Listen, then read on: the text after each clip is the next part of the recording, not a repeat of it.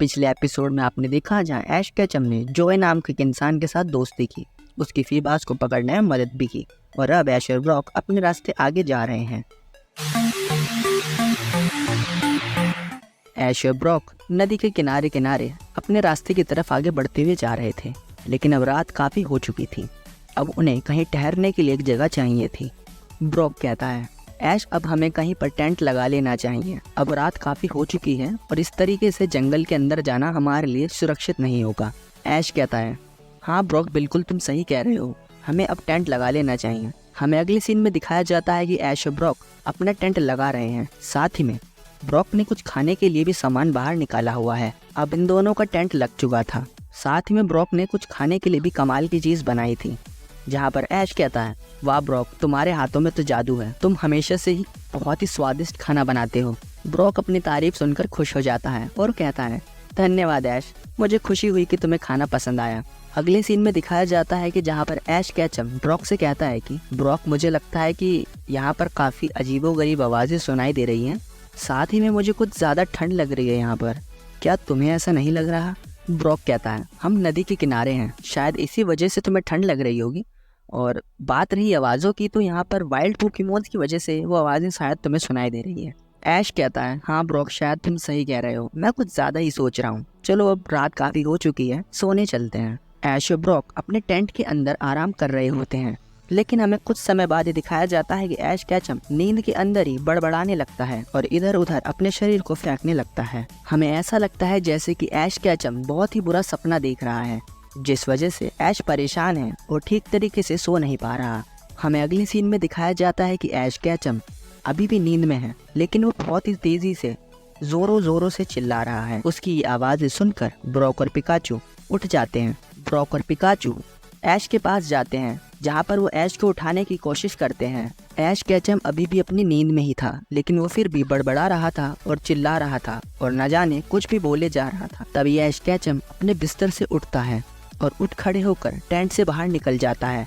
लेकिन कमाल की बात ये थी कि अभी भी ऐश केचम अपनी नींद में ही था, वो ये सब काम अपनी नींद में ही कर रहा था। ब्रॉक और पिकाचू ये सब देखकर हैरान थे कि आखिर ऐश केचम के साथ ये क्या हो गया। पिकाचू और ब्रॉक टेंट से निकलकर ऐश का पीछा करते हैं, जहाँ पर हमें दिखाया जाता है कि ऐश केचम अब उल्टी दिशा में वापस जा रहा है। जहाँ पर ब्रॉक कहता है कि ऐश तुम वहाँ उल्टी दिशा में क्यों जा रहे हो, हमें तो आगे की तरफ जाना था ना। ऐश ब्रॉक का कोई भी जवाब नहीं देता, वो उल्टी दिशा में चलता ही रहता है और अभी भी वो सो ही रहा था। ये सब देखकर ब्रॉक ऐश की तरफ भागे भागे चला आता है ताकि ऐश केचम नींद से उठ जाए। ब्रॉक ऐश को पकड़ता है और हिलाने लगता है कि ऐश उठ जाओ, होश में आओ, आखिर तुम ये सब क्या कर रहे हो। ऐश केचम होश में नहीं आता, जहाँ पर वो ब्रॉक को धक्का दे देता है और वहाँ से निकलकर अपने रास्ता चलता रहता है। ये सब देखकर पिकाचू और ब्रॉक बहुत ही ज्यादा परेशान थे। ब्रॉक और पिकाचू काफी कोशिश करते हैं कि ऐश केचम अपनी नींद से उठ जाए, लेकिन कोई भी फायदा नहीं होता।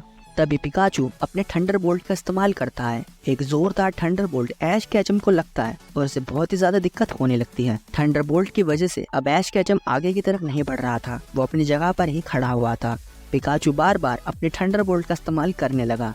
ऐश केचम बार बार थंडरबोल्ट खाने की वजह से ऐश केचम अब जोरों से चिल्लाने लगा, पिकाचू ये तुम क्या कर रहे हो, मुझे बहुत ज्यादा दिक्कत हो रही है। हमें दिखाया जाता है कि ऐश केचम अब अपनी नींद से बाहर आ चुका था, अब वो नॉर्मल लग रहा था।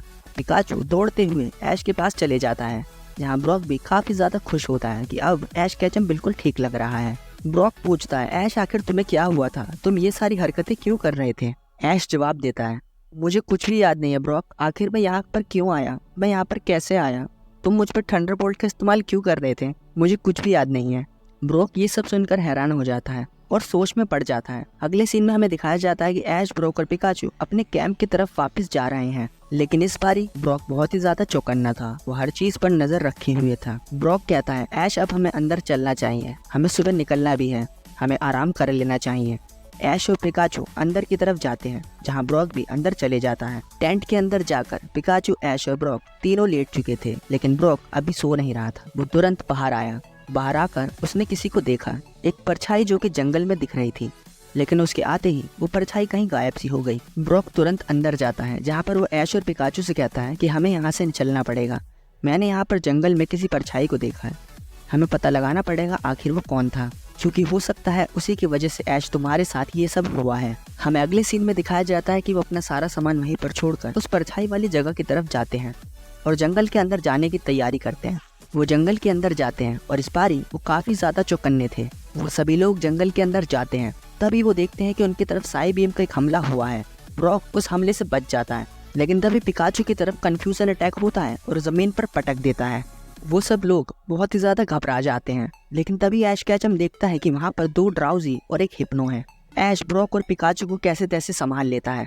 ऐश कैचम पिकाचू से बहुत ही जोरदार थंडर बोल्ट कराता है, जहाँ पर वो हिप्नो को जाकर लगता है, जहाँ पर हिप्नो भी अपनी पूरी ताकत से पिकाचू के साथ लड़ता है। पिकाचू बहुत ही ज्यादा ताकतवर था, जिस वजह से हिप्नो हार जाता है और वो ड्राउजी के साथ पीछे जाकर बैठ जाता है, जहाँ पर ड्राउजी और हिप्नो काफी ज्यादा डरे हुए थे।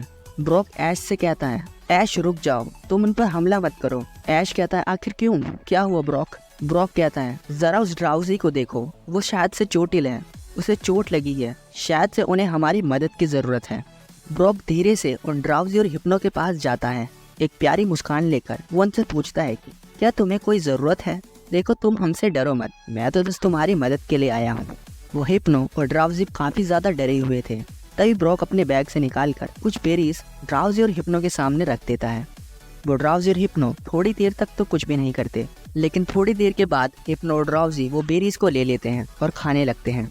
वो बेरीज खाने के बाद काफी अच्छा महसूस करते हैं, साथ ही बहुत ही ज्यादा खुश भी होते हैं। हमें अगली सीन में दिखाया जाता है कि जहाँ पर ब्रॉक ड्राउजी और हिप्नो से काफी अच्छे से बात कर रहा है और ड्राउजी और हिप्नो भी अब हमला नहीं कर रहे। और उसके बाद ब्रॉक अपने पास से एक पोजन स्प्रे का इस्तेमाल करता है उस ड्राउजी की चोट को हील करने के लिए। अब ड्राउजी काफी अच्छा महसूस कर रहा था, साथ ही में हिप्नो भी अब काफी खुश था। ऐश कहता है ब्रॉक से, ब्रॉक क्या ये सब ड्रामा इन लोगों ने ही किया था ताकि हम यहाँ तक पहुँच जाएं? ब्रॉक कहता है, शायद से हाँ या शायद से ना, कुछ भी हो सकता है, हम नहीं जानते, लेकिन अच्छी चीज ये हो गई कि ये ड्राउजी अब ठीक है। हमें अगली सीन में दिखाया जाता है कि अब दिन की शुरुआत होने ही वाली थी, सूरज अब उगने ही वाला था। ऐश और ब्रॉक तैयार थे उस जंगल से निकलने के लिए, अपने रास्ते में आगे बढ़ने के लिए। ऐश और ब्रॉक उस जंगल से निकलते हुए जा रहे थे और पीछे मुड़कर देखते हैं तो वहाँ पर ड्राउजी और हिप्नो खड़े हुए थे, जो कि अलविदा कह रहे थे ऐश और ब्रॉक को। ऐश और ब्रॉक भी हाथ हिलाकर ड्राउजी और हिप्नो की तरफ बाय बोलते हैं, लेकिन तभी एक तेज हवा का झोंका आता है और उनके सामने से ड्राउजी और हिप्नो गायब हो जाते हैं। न जाने वो हिप्नो और ड्राउजी एकदम से गायब कहाँ हो गए, ये तो कोई भी नहीं जानता। और यहाँ पर एपिसोड खत्म हो जाता है।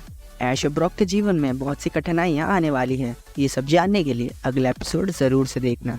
और चैनल पर नए हो सब्सक्राइब, और वीडियो पसंद आए तो लाइक जरूर से कर देना।